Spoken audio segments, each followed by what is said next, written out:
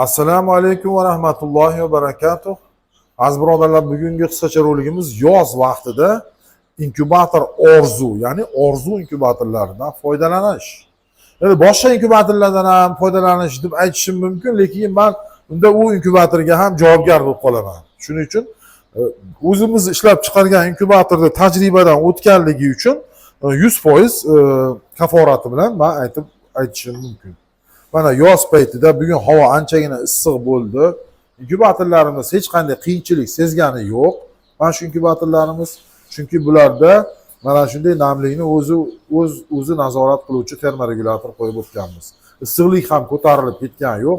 Issiqlik endi ko'tarilishi mumkin. Tuxumlarga geta bir 15 kun, 12 kundan o'tgan bo'lsa, tuxumlarda issiqlik ko'tarilib ketadi. Bu ham yo'li bor, albatta. Uni o'rgatiladi o'zi. Azizlar, ana shu yozda ochirish uchun maxsus yozda ko'p yozib qishin yozda ochiraman deb buyurtma bersangiz, biz yozda ochirish uchun mana shunday rechaklar qo'yib beramiz. Yozda ochirish uchun juda qulay. Aziz birodarlar, va mana shunday termoregulyatorlardan foydalanishingiz mumkin. Mana hozir mana bu osma oddiy vlogomer ham qo'yib qo'yganman. Pashti bir xil ko'rsatyapti, 54, 55 va 8. Hech qancha farq qilgani yo'q. Yozda, yoz kuni, aziz birodarlar, xonamizda konditsioner yo'q hozircha.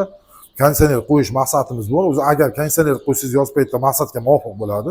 Juda ham zo'r bo'ladi. Mana yozda ishlab turibdi. Yozda aziz birodarlar, mana bu dimoxodimiz, orzu inkubatorlarida qo'yilgan dimoxodlar to'liq ochiq turadi. Va mana bu rechak, namlikni rechagi ham to'liqligicha ochiq turadi aziz birodarlar. Salqin xonamiz, salqin joyda joylashgan xonamiz. Eshiklari doimo ochiq turadi aziz birodarlar. Mana shu hamma inkubatorlarimiz yoz paytida ishlab turibdi. Bu bilan biz oktyabr oyigacha to'xtatmaymiz bu inkubatorlarni aziz birodarlar. Lekin mana bu katta inkubatorlar yoz paytida mana shunday dimoxodlar qilib qo'ymasangiz, o'tishkilar. Bu sizda muammo quydiradi. Bularda ham ko'pchilik yozda qiynaladi ishlatgani. Buni yo'li bor. Buni ham o'rgatamiz aziz birodarlar. Mana bular qizib ketadi, namligi oshib ketadi. Bularning hammasini yo'l yo'riqlari bor aziz birodarlar. Orzu inkubatorlarimiz yozda ishlatishda o'ziga yarasha yo'l yo'riqlari bor. Sovutishda esa yoz paytida ko'proq sovutasizlar. Qishda 5 minutdan 10 minutgacha, yozda 15 minutdan 20 minutgacha sovutish kerak.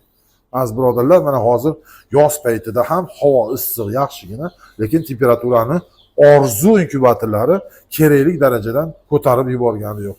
Namlikda ham mana 55, 65 namlikda ushlab turibdi aziz birodarlar.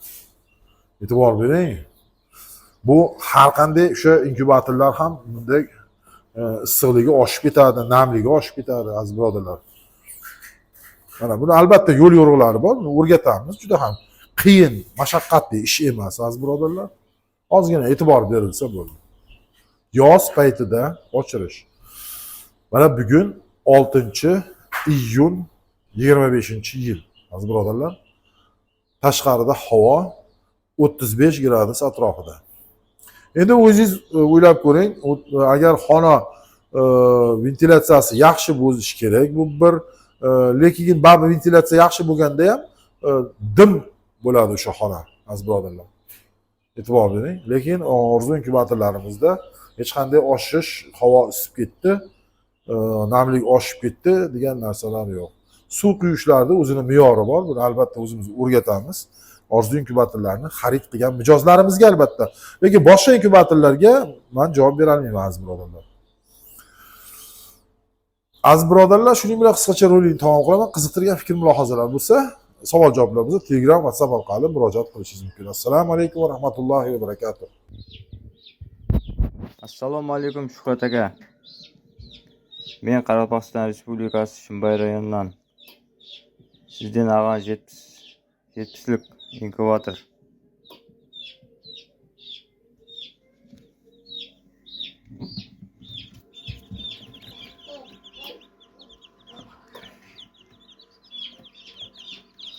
Mana natija zo'r. Rahmat aka. Ishlaringizga rivoj.